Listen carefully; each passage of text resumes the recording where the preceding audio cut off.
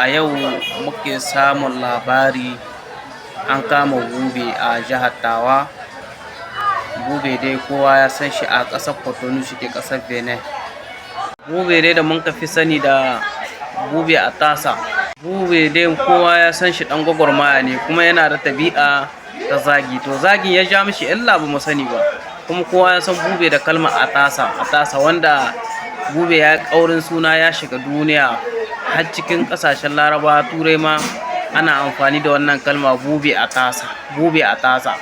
Shi ma ya taso don kishin ƙasa, don kishin al'ada, ya ɗauko ƙarshen zaka jihar Tawa wurin shi kallon kokowa, kuma Allah bai sa an yi final da shi ba.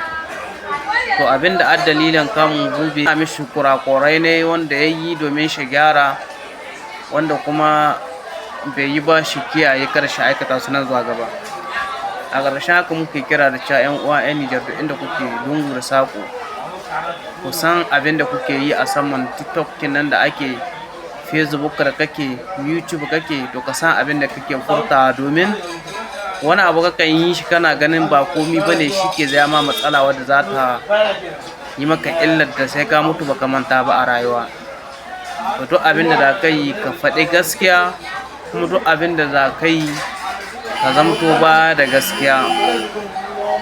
Shine muke ƙara kira gare ku har yau.